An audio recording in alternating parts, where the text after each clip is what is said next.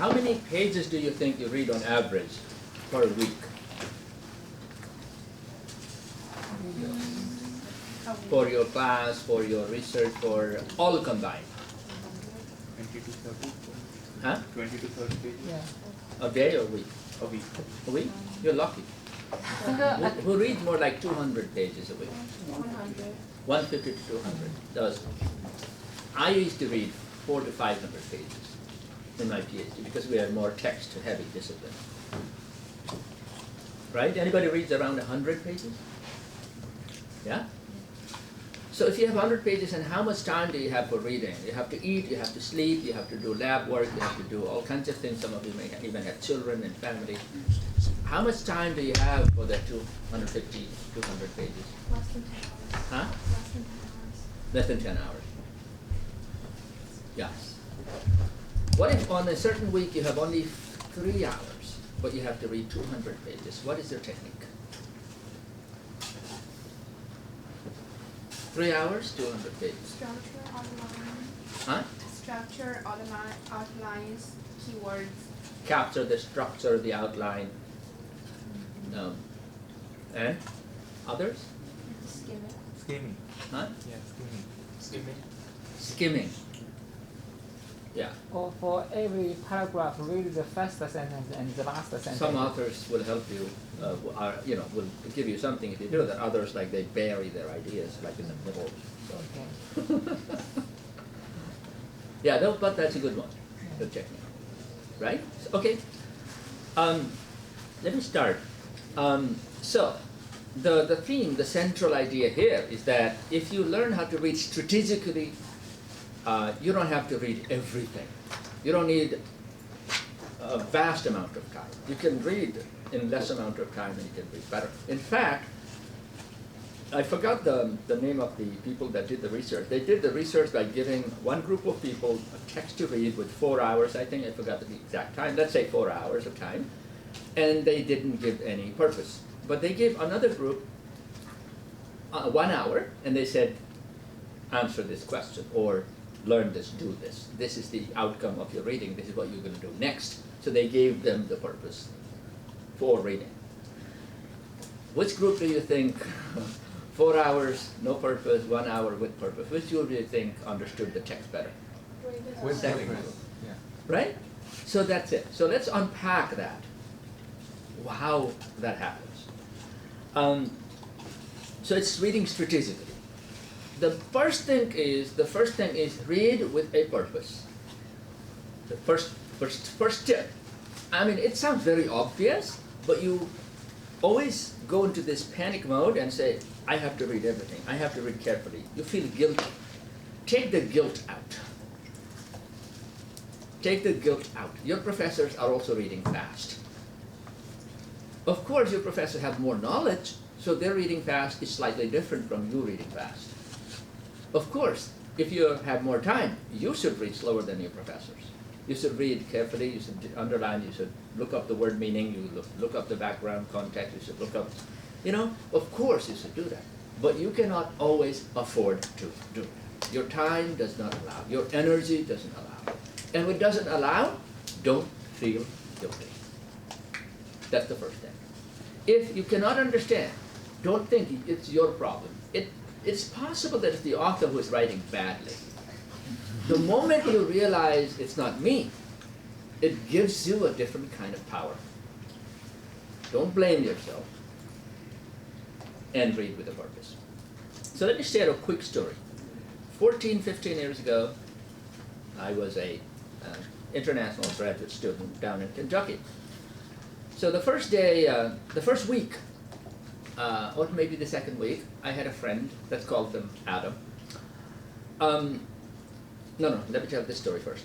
So I go to class, second week. A professor, let's call him Professor Smith. He comes with a 4 or 5 page handout and he just gives to the students and he says, okay, read this. And I start reading with a pen, right?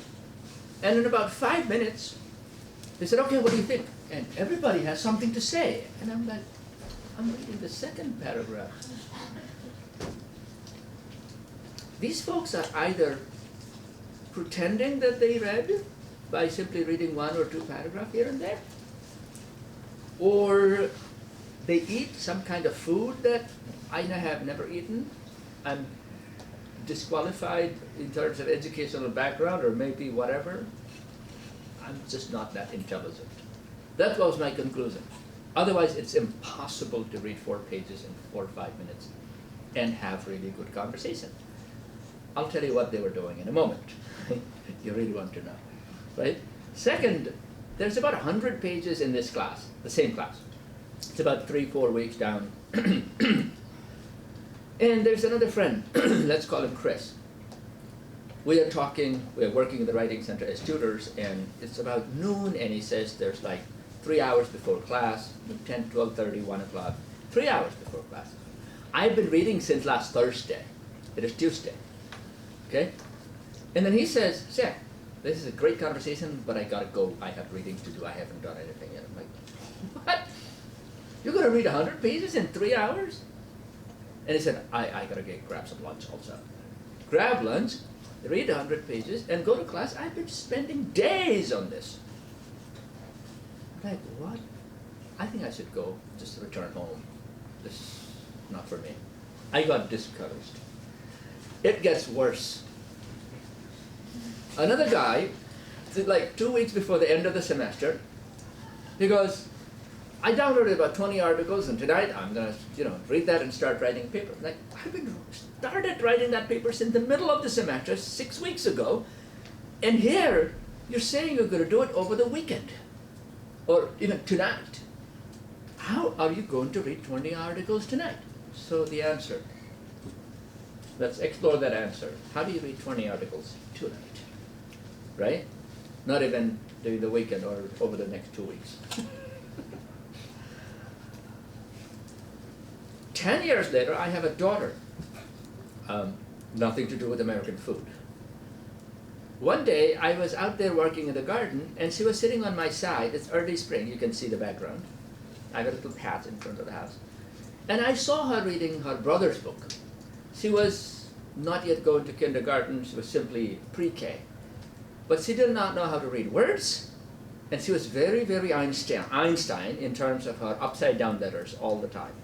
She would just write everything upside down. I don't know what that thing is. She's overcome now. She's 9. And she allowed me to use the video for a classroom conversation. She's like, go ahead. One day she's going to say, no, don't use it. So let's watch this. She has a reading strategy that's very good for PhD students. She's 4 years old. And you tell me what the strategy is, okay? And that also answers how my friends were reading 20 articles tonight.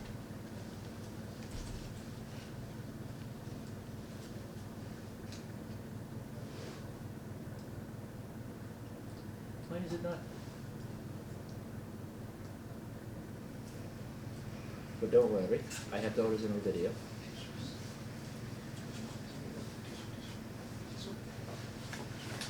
Don't worry. I have the original.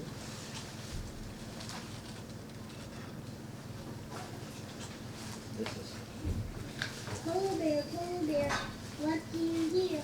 I hear a lion roaring in my ear. Lion, what do you hear? I hear a hippopotamus moaning in my ear. Hippopotamus, what do you hear? I hear a flamingo fluttering in my ear. Flamingo, what do you hear? I hear a zebra. Have you noticed so far what she's doing? She'll look at the next page and she'll know the picture. Flamingo, what do you hear? I hear a... And then she says, hippopotamus, what do you hear? I hear a tiger. She cannot read one single word. She has heard her brother reading this book. And now, by simply looking at the pictures, she reads the whole story. And now, there's a small problem. What is the noise of this? I actually should read the word, I think, here. Brilliant. So she goes on. She finishes the 18-page book. 18 pages. but what a sentence reads. But you got the point, right? So he has a very clear sense of how to read this. Look at the pictures and keep going. Often, graduate students don't even do that much. Instead of just looking at the graphs and pictures and drawing the information and looking at the right place where the graph may be explained, only doing what is necessary, they try to digest everything. They try to understand every word. And that takes 6 hours rather than 20 minutes. Any questions, any comments so far? In most of the papers that I read, it's so much mathematical Density. that I really don't feel I have the leverage to actually not stick out and see what I is going on. completely hear you. There may be a I part mean, that's why I'm here. Yeah. There may be a purpose sometime where you have to really get that leverage and get all the details. Not always. Not always. You have to have that mental freedom to decide, Yeah. how much do I want to do now? The question now, because it's a matter of time. I have 2 hours before I go to class, I haven't read. Instead of sitting there feeling guilty, I'm going to do what I can. I'll look at the introduction, I'll look at the images, and I'll look at the conclusion and go to class. I have to have something to say, but I'll learn from others the rest. I'm part of a community, that is why I'm reading this for a class discussion. And that's what my friends were doing. They're just looking at the introduction and they look at the first sentence of each paragraph and they were ready. They knew that the professor was not going to give them half an hour like I was wanting. If the professor is not going to give them half an hour, they were better off than me sitting there panicking and like freezing, right? So much of it is psychology. And putting it in the perspective and understanding, consider the constraints and taking the constraint as part of the game, right? So let's address that in another way, which is, now, what are the other strategies? Alrighty.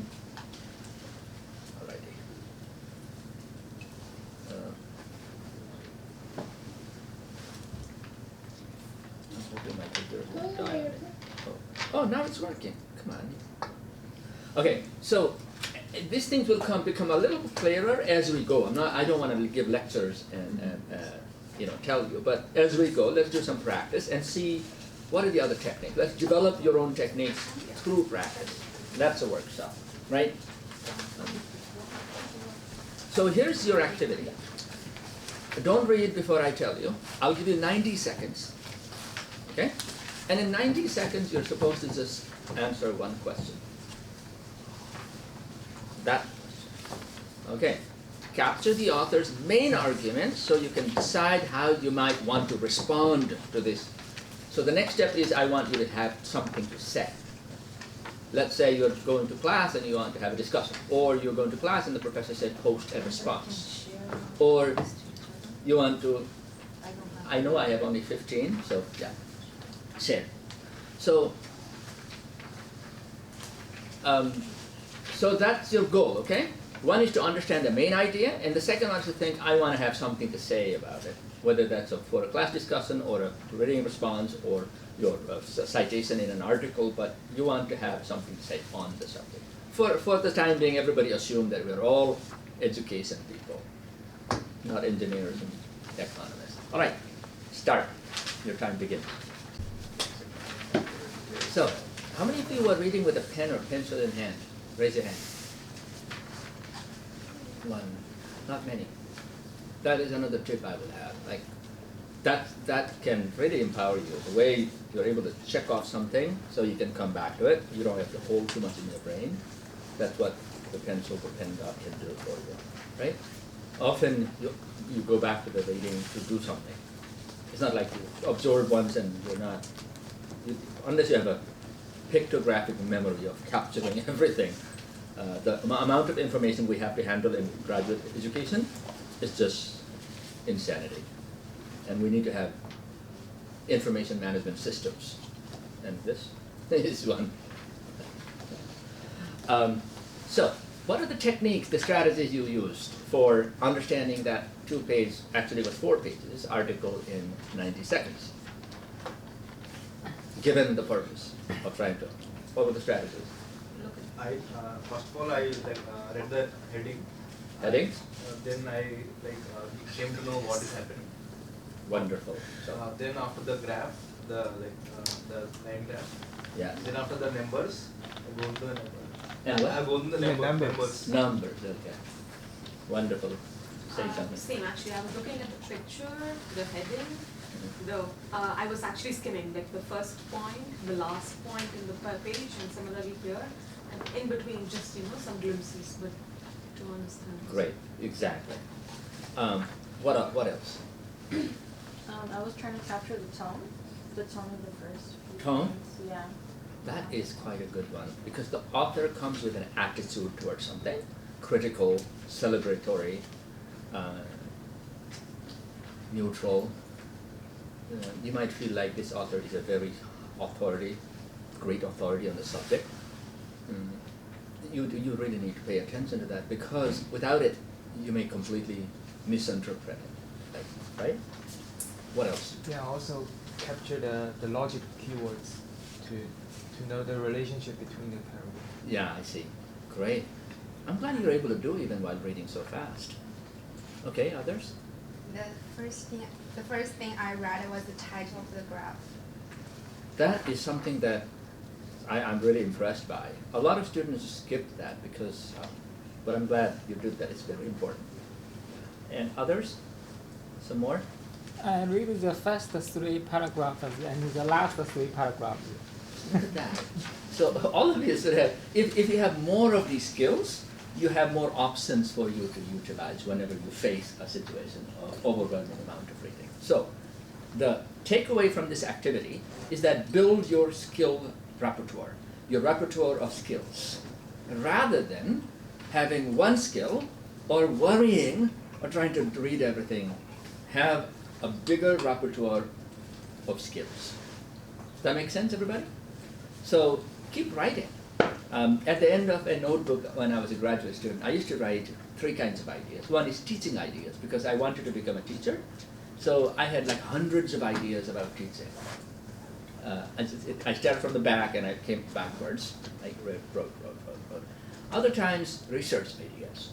So my research ideas were, I could locate them somewhere, research ideas. Another one was these kinds of academic skills ideas, whether they're technological skills or reading skills or writing skills or communication skills or networking skills. I wrote them down. You'll be surprised, you heard them now, but you're not going to turn them into your idea unless you have a way to get back to them. So I hope you're taking notes, all right? So these are some good techniques.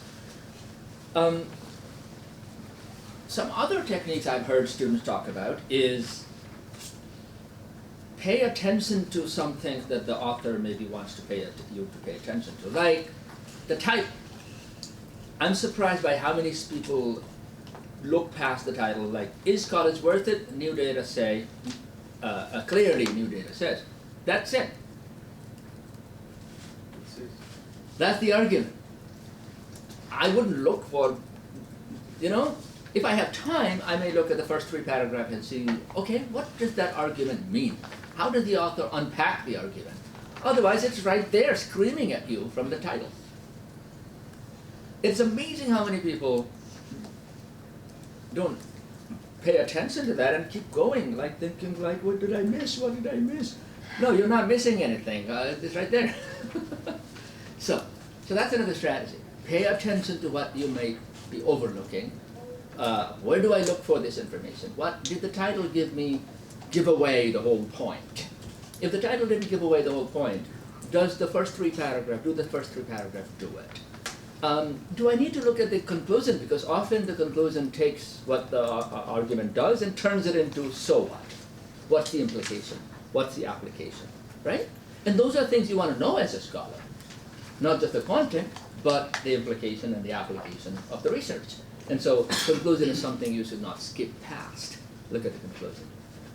So quick tip, look at the title, look for wherever the main ideas are.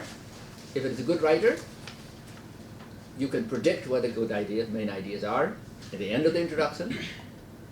What about the abstract? Oh yes, if there is an abstract, obviously the abstract is what we would read. And then if there's no abstract, very likely the beginning is context setting. The next move is problem identification or focus. The third move is likely details about the work. Research method, theory, outcome, finding, discussion, and implication. So because of that, the introduction tends to be like a funnel. Start with the broad context and problem that you want to focus on, and then all the details. So you tend to move in such a way that you expect those key points to come toward the end of the introduction. The body paragraphs tend to be like more like squares or rectangles, right? They're not designed logically like this, because they state their main point likely at the beginning, and then they elaborate. So the way you read the introduction is different from the way you read the body. Introduction, you're looking at a funnel. Body, you're looking at rectangles. Conclusion tends to be the opposite, like an inverted rectangle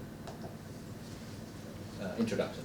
Because they may start with what the article did, but they will broaden into what this means. So what? What's the application? What's the implication? What's the next stage in the research? What should future research do? What are the recommendations coming out of the article? Right? So these expectations may match with this author's style or may not, but it's a good idea to keep in mind these are some common patterns. These are some common conventions. Now, if you go from America, North America, to Brazil, the conventions may be broken, because then they may write in different ways. Don't generalize too much, but you might find certain patterns that you're not used to. And that is the reason why international students are stopped when they first encounter the American culture, the academic culture. Some of them are already oriented towards it, already familiar about some of the genre and styles and approaches. Some of them have not, and they struggle more. And technology is also quickly changing the nature of format and the organization and the style.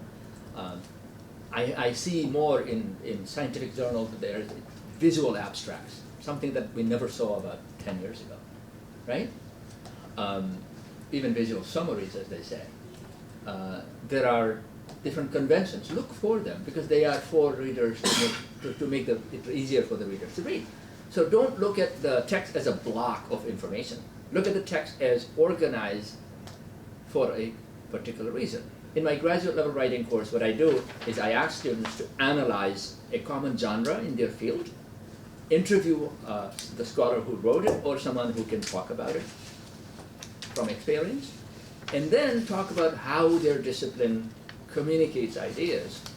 So it's sort of there, and they're sort of doing a disciplinary ethnography. I say, your department, your discipline is a tribal community, and you are a new member of the tribe, and I want you to go back and research the tribe and tell me, an outsider, how your tribe functions.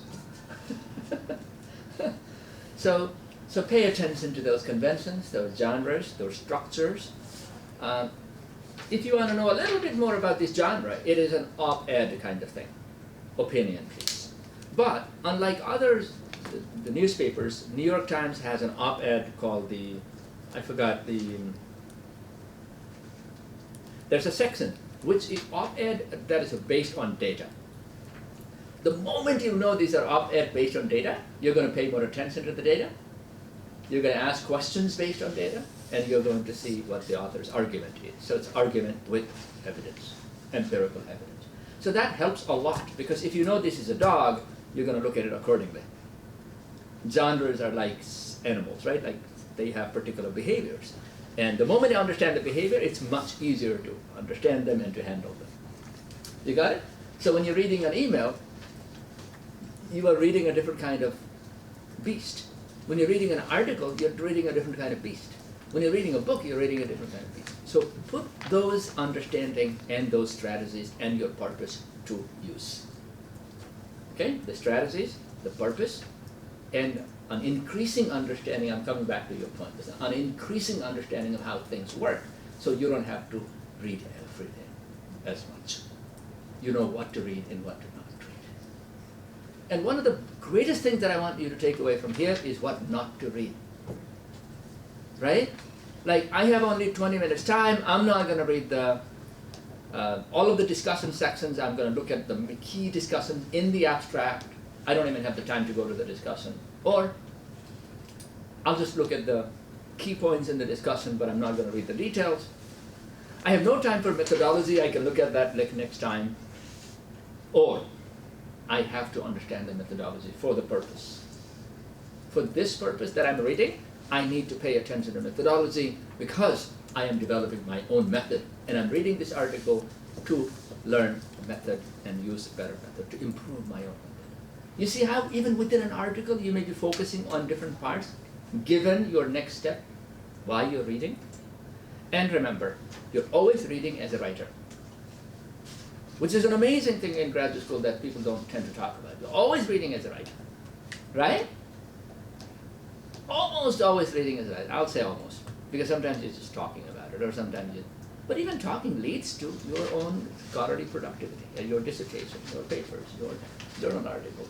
So that means, so what does that mean if you're reading as a writer? Let's read this one more time. I'll give you full 5 minutes. Full 5 minutes. You're going to read in a different way. Now the purpose is not to simply understand. It's to make an argument in response to the author. You may disagree, you may agree, you may relate it to your experience. You may have something to say that the author didn't say. I don't know what you're going to do. But join the conversation, make an intervention, make an argument about college cost and education. I'm sure all of you are thinking about college cost and education. Right? So, 5 minutes, you have to write a few sentences. Read and write a few sentences. This time you're reading with the purpose of saying something in response to the argument. Can you do it? Alrighty, get ready. Let's wrap up the sentence. I want a few people to share how they read, what they want, what they want to say, and how they read differently this time. Okay, how did you read differently this time? Yeah. So this time I read more in depth. I kind of like knew what is his point. So his point, yes, it is from the argument. It's clear where he stands. Mm-hmm. He stands with college education, but he's also kind of like fighting those who are promoting for no college education specifically because of the student debt, the student loans. So that's his kind of like route that he took. Exactly. The argument. This wouldn't pass a more scientific study. It's more of an argument using data just to fit his argument. Yes. Yeah? So when you are talking about a bias, as in this op-ed, so when you want to write a response to the bias, it's easier to make an arbitrary assumption and work towards that and see if the data conflicts with it and write against it or in favor of it. That means you are reading more critically too, right? You're trying to find a space for yourself. That doesn't necessarily mean you're going to spend a lot more time. You will spend a little more time, at least. You might spend a lot more time if it is one of the top 5 articles you're going to cite. But if it is not going to be the top 5 articles you're going to cite, don't make the mistake of then spending unlimited time. That's another mistake students make. How high on your priority list is this? How important is this piece of research for you? You see what I'm saying? Of course, you should not cite any source by misrepresenting it, by misunderstanding it, by quoting and running. In traffic, there's a crime called hit and run. In scholarship, there's a crime called quote and run. Which is you quote without really understanding the author's main argument. You may have understood it, but you're just picking something that fits from the middle of the article. When people read how you use their work, if the author reads it, they may be like, you took that out of context, or there's more to it. That does not do justice to what I said. But of course you shouldn't do that. However, in terms of your, let's say, these are my 5 key. That's why when I'm reading 20 articles, let me start talking about that a little bit. How do I read 20 articles? First, I write A, B, and C. What is my priority? I read the first time quickly, just look at the abstract, look at the title, look at the graph, look at the conclusion, and say this is going to be the most important piece that I want to read. So I mark it A. So there are 5 A's, 5 B's, and 10 C's.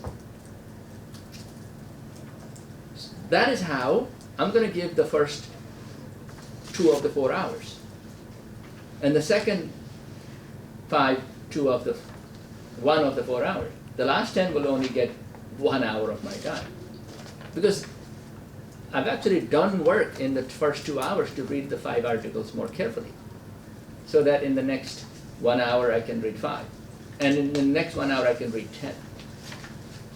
Not only because I will be better reading it, I'll have a better angle while reading it, but also because I don't want to spend equal amount of time for all of them. That's a priority list. So you're saying the articles themselves, you give them A, B, and C? Yeah, I write A, B, C at the top Okay. before I start. Otherwise, everything is equal and nothing is more important and nothing is getting the attention that I need to give. Because my time is, my resource is limited, I have to allocate, budget it carefully. So that's the technique, A, B, and C. Once you start reading the A's, I don't still, even within an article, I don't go from top to bottom. I'm like, first, what's my purpose? This is going to be an article that I'm reading for methodology. This is really good, and this is the method I'm using also, so I'm going to pay a lot of attention to methodology. The article, I'm going to basically understand. This article is good for, really the theoretical framing, and I really want to understand the theoretical framing, meaning I have to pay attention to the discussion and conclusion. That article I'm reading for data. Like, I'm going to derive some data from there, so I really want to understand the data. I don't have to really understand all of the discussions as much, maybe. So these, purpose-driven planning allows me to focus differently, slow down, speed up, spend more time, spend less time. And then when I start reading the A's, I already know how to read the A's. You got it? Even the A's don't get same amount of time across the top to bottom. They get different strategic time and approach. Next is, with the A's, I'm more likely to underline because I'm going to come back to them. I'm more likely to write on the margin. I'm more likely to ask questions, right? I'm more likely to make my own intellectual position clearer. With the B's, I may be like, what is the section and where is my engagement? But I'm not going to be able to do that much because time is limited. Let me tell you what I have learned from my own sort of research understanding of international students, and then I know these are relevant for domestic students also. But there are 3 problems in student reading. One is the not really challenge. A lot of students say, oh, it's my language. Not really. Most of the time, not really. Yes, it'd be better if you had better language. Yes. Language can be a roadblock a lot of times. But as a scientist with the level of knowledge of the vocabulary and the literature and the research methodology, even if you don't understand all of the words, you look up a few words here and there, I think you're able to navigate. The real challenges are, it is not having a sense of purpose and you're trying to understand everything with the same mindset and you get lost in the details. So I'm repeating myself, but this is a worth repeating point. If you have a purpose, even with the same level of linguistic proficiency, your reading will be much, much better. And you will not be panicking, you'll not be blaming yourself and feeling guilty. You'll be reading better with the same language. So language is one variable.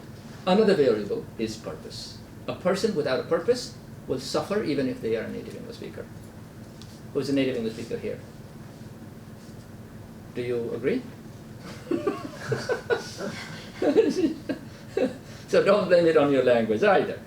A lot of time, my undergraduate students, grad students don't do that. Undergraduate students, they come to my office and, Professor Sharma, English is not my first language, and I was not able to write the paper.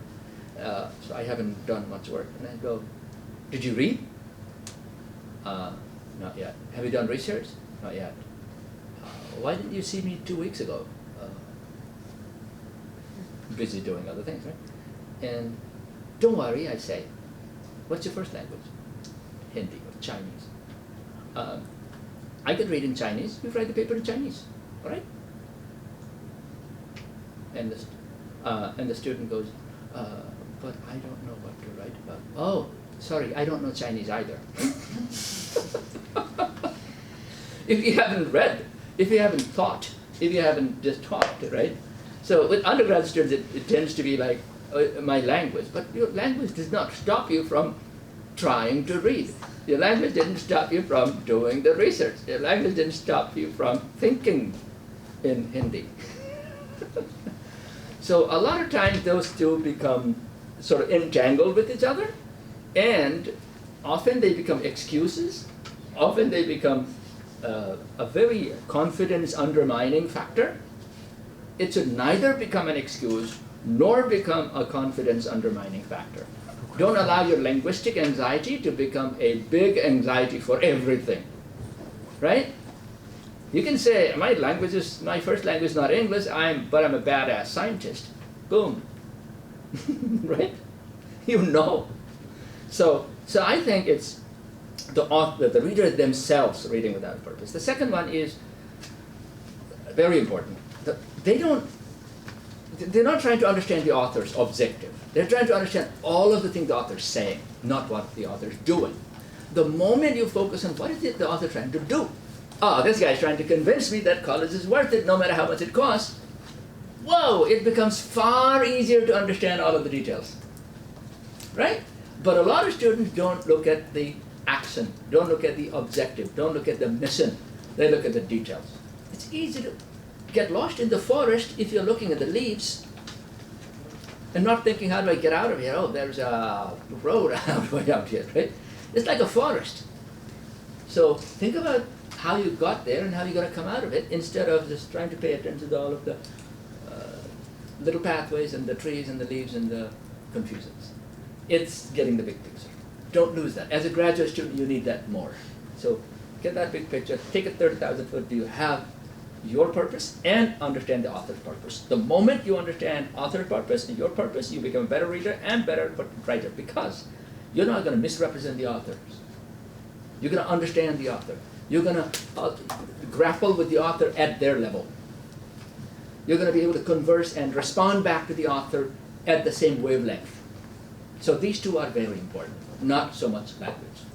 All right? We can skip the details, but then the biggest challenges, I want to go here down, I don't know how I did the animation, whatever. But the biggest challenges down here are knowing the context. And coming back to your point, which is, as a new scholar in the field, you don't know the background of that scholarly conversation, of that research methodology, of that research problem. And that means you're listening to a party conversation which you just went to and you're like, what are they talking about? What are they talking? You hear everything that they hear, but you don't understand why they do. You read the same thing, but they get it, you don't. So that means the biggest challenge is not language, not just the purpose and objective, but more, which is context. So who is this person, right? I use the 4 letters method: context, audience, medium, purpose, C-A-M-P, right? The context means, what is the disciplinary, scholarly, intellectual context? What are they talking about? What are they trying to solve? What is the problem, right? But beyond the disciplinary context, there may be, what is the social context? Because science is not done in a vacuum, it's done in a social context. So you might say, climate change. What is the political context? Climate change. Unfortunately, more and more of your scientific topics have a political context too. Often scientists tend not to talk about it, but there is one. But the scholars have got it, they won't tell you often. There's no time for it, right? Whereas the more experienced people are likely to see not only the intellectual context, but also the social context, material context, economic context, political context, and cultural context. You're not likely to have all of those, especially international students. So whenever possible, try to either glean information about context from the article, or maybe just spend the first 5 minutes before you go to the article and look up the other articles in the same journal issue, or look up that topic by simply Googling. Right? If you have time, talk to someone about that topic, senior student, and say, this topic, I understand the article, but what's going on? What's the larger problem in the field? If you are able to get the larger problem in the field, you can much quickly go from being a good reader to a good writer also. The reader-to-writer connection is about connecting to the world, connecting to other texts, and connecting to your own research interest and agenda. Write that down, 3 connections. Text to world, text to text, text to self. You got it? Text to world means you understand the world behind the text, the social context, economic context. Text to text means there are other texts. There's intertextuality. There's these other texts that will, you have to also know to get the fuller picture. That there's other texts that may explain this text, that this text may be referring to, that you may need to read to fully understand this text. Though intertextuality. Your professor has all of those textual, intertextual connections in their mind, you don't.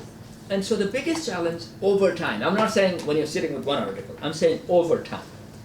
Becoming a better reader over time is a matter of not just language, but reading more purposefully and strategically, reading with a sense of objective of the author, but also getting to these bigger, larger, long-term challenges. Becoming a reader who can explore the context. The next one is genres. I already talked about it. Genres are types of text. If you're reading an op-ed, don't read it like an article. It's structured differently, its styles is different, its purpose is different, its audience is different.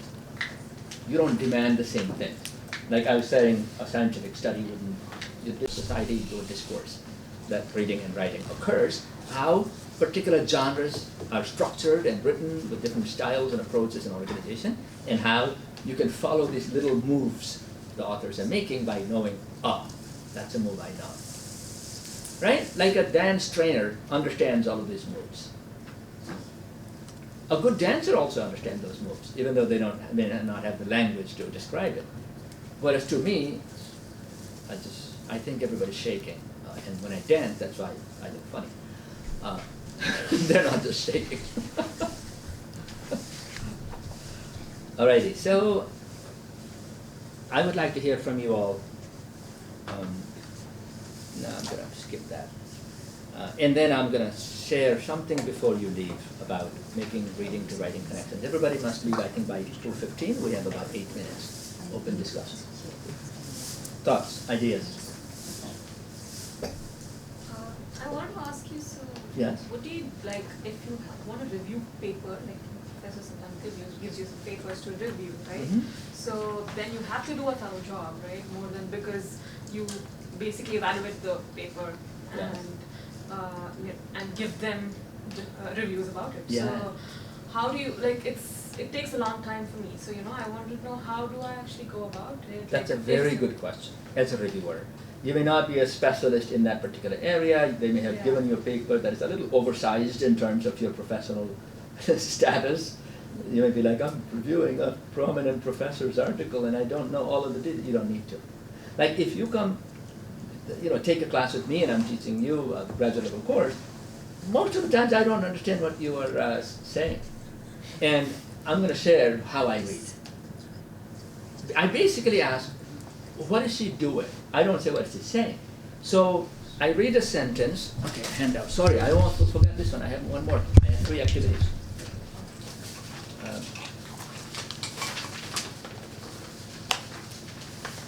So you reminded me the right thing at the right time. So if you look at this abstract, can you pass on? In the back. If you look at the abstract, here's how I read, okay? So that I'm able to judge it even though I don't understand every single detail. And that is very, very useful for graduate students reading because they are reading things that are above them. They're reading things that are not written for them. Have you realized this paradox? Journal articles not written for grad students. They're written for the established scholars to talk to each other. And you guys are sitting on the side and trying to understand all of that. How unfair, right? At the undergraduate level, we have textbooks written for students, so we write in that language and in that style. Anyway, that's another conversation. There's a big gap. And so look at this. For me, it's blah-de-blah-de-blah. Blah-de-blah-de-blah degrades blah-de-blah-de-blah components and is important for development and human health. I understand that the author is doing something. The author is introducing a self-phenomenon and highlighting its importance. Because they use the word important, and then they say, degrade something. That's how I understand. So I like, oh, they describe something and they say it's very important. Next step, they're going to say, we studied it. They wouldn't study it if it's not important, right? So, although blah-de-blah-de-blah is known to be influenced by blah-de-blah-de-blah signals, the proteins, oh, I understand that, yay. The proteins that control blah-de-blah-de-blah are largely thought to function within individual cells. I'm like, I don't know what all of these things are, I think I know what they're doing. They're describing the current status of knowledge about that blah-de-blah-de-blah phenomenon. Boom, that's it, I get it.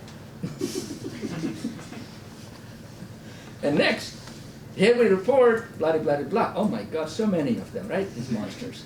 A complement orthogonal plays an essential role during development, cell death, and inflammation by influencing da-da-da-da in neighboring cells. Oh, they report a discovery. Yay, I got it. I was expecting that they would do that. And when they use the verb, because verbs are universally known, there are not many unique verbs in the field.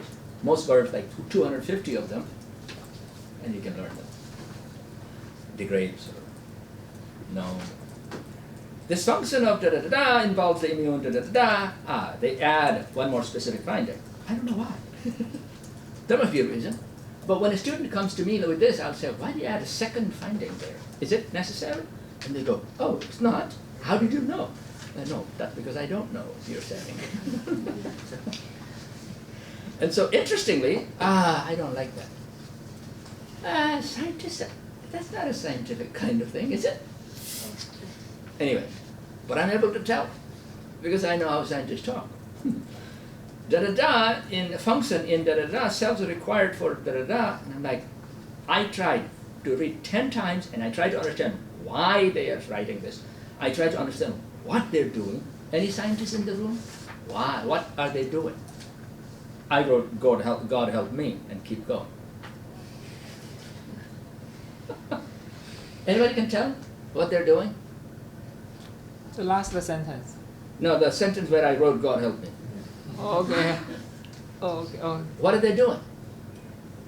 Interestingly, is required. Is it a finding? Is it a statement? No, it's already established. Statement? Yes. Yeah, it's an established statement is required. So if it is a known fact, why do I need to put it right after the discovery? They don't indicate this is an implication of the finding. They don't indicate this is the significance of the finding. Or they don't even indicate this is a finding, part of the finding. So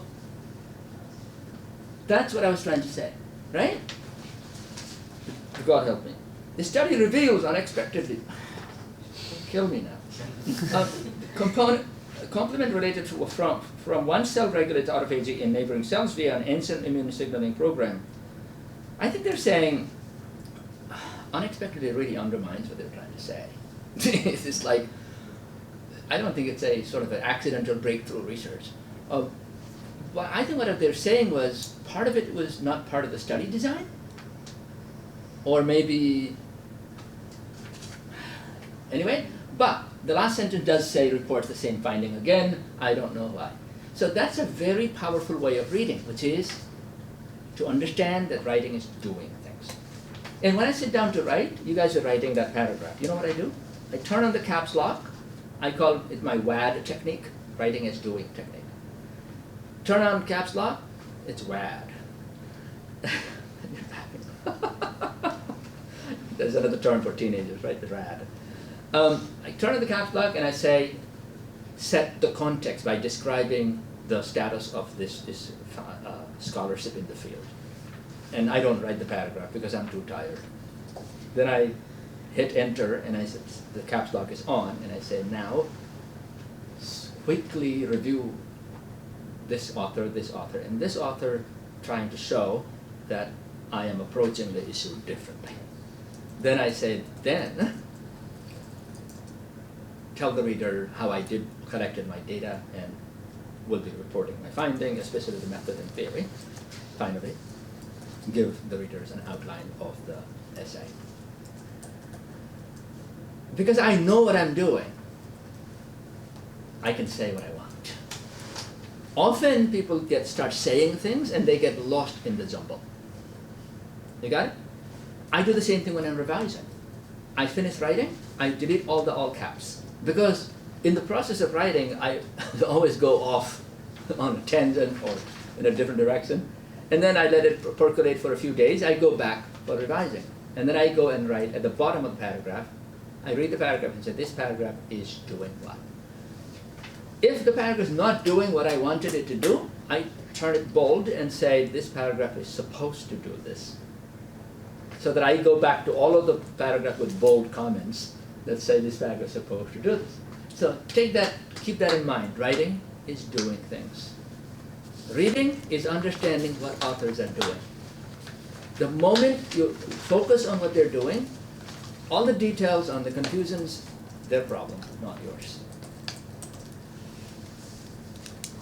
Because if you know why you're doing the reading, your purpose, and if you know what the author is doing, their purpose, you're able to finally meet the authors halfway. You're able to join the conversation like a scholar. You're able to connect writing to reading. Does that help a little bit? Yeah, a lot. I found myself talking a lot, but I want you to take the next remaining few minutes to share. Okay. Shyam? Yeah, go ahead. I think it's very good, writing, reading as a way to doing things, to writing things. But also, you can also think about reading as a way to communicate. Like, for example, if you want to retell. Preparing to communicate, a part of communication. Yeah. Yeah. For example, if you want to retell what you have read. Also, you can think of reading as a way to criticize it. You want to criticize what you have read. Yes, one overvalued method of reading or method of responding is criticizing, finding a gap. I find that a little risky. It's a good one. At least it's a good training wheel, right?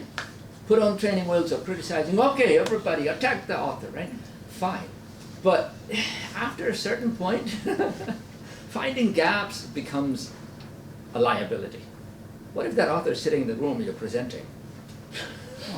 And they'll say, you haven't even understood the article. It's a good one, finding gaps. There's many other techniques. Here's a few. Look at this.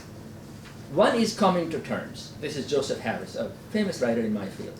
Like when you're reading, when you're joining a conversation, when you're writing your article, what do you do to the scholarship, to other scholars? One is you come to terms with them. You learn to talk like them. You learn to become a part of the tribe. How? One, by understanding. Two, by being able to cite, right? Three, by using the methods and the language and the style and the organization. Four, by understanding, knowing how to read, rather than just going off of one little point and quoting and running. So those are the ways in which you become part of the community. That's one approach. What you do is you're not necessarily pushing anything yet, but you are engaging existing knowledge. The second thing you do when you're reading, or when you're writing, is you're forwarding the other people's ideas. You're building on knowledge. You're not challenging, you're not complicating, you're not criticizing, you're building. You're using their ideas, concept, terms, metaphor, or you're building, you're applying what exists already, you're connecting, you're synthesizing, you're analyzing, you're observing, all of these things that you do to engage. Third is you're criticizing, but Joseph Harris says, don't criticize to criticize. It's dangerous. It's unproductive. It looks like people are criticizing, but there's more to it. Especially for emerging authors, better not take that in a crude, criticized way. This author did not. What if that author is in your search committee when you apply for a job? That wouldn't be a problem if you have fully done justice to the critique. Yes, then they would say, wow, I'd like to hire this person. If not, the risk is high, right? Read, they'll say. Understand it, do justice to the text. So the countering idea is a little better because it says that you complicate it. You say, yes, not always. Oh, there's more data now, so I think that's not complete. Or we looked at it from different perspective, theoretically, and I think there's a better way of understanding it. Maybe not better, but another way of understanding it. So you're complicating rather than simply to reject it, criticize. So I want to push you towards complicating, right? Responding with a perspective. I know some of you really need to leave. You should start leaving. And the last one is this: borrowing the approach available in the scholarship. So the 4 techniques are very most common techniques. Borrowing the approach is basically you're borrowing a method. You're not borrowing the idea, the method. You're borrowing a term, maybe redefining it. You're borrowing a metaphor. So those kinds of things. And it's more common in humanities. Others. Did I answer your question a bit when you talked about earlier? Yes, yeah. You don't need to understand everything. If they didn't write well, critique and or simply say, I want to understand this more, instead of saying you did a bad job here. Although you're anonymous, you can do it. But don't be the second reviewer, right? You know the second reviewer joke? It's always a terrible person. What's the class that you do? Huh? What's the class that you do? You said Writing 621 is a 3-credit course you can take, I think, without for basically your department may not give you credit, but the full credit course. We also now have an online version of the course where you can take only 1 credit, 2 credits, 3 credits. And that online course is phenomenal, fantastic. There's no coming to class, no schedule. You just make your own schedule and complete the course by working close to one another. And we have, What's the number of the class? 621, WRT 621. What is the And you guys saw my notice about the dissertation boot camp. For those of you who are working on dissertation thesis, we're starting one this Friday. We're starting another November 4th, I think 4th. And starting in November, we're also organizing a writing group. So what happens in a writing group is students come and we give them a contract, and they have to promise, and they sign the contract to each other, not to me. I'm just sitting on the side, and they'll just have a conversation, and if they ask a question, I'll answer. But they have a contract, and they have these sort of writing milestones, and they will hold each other responsible.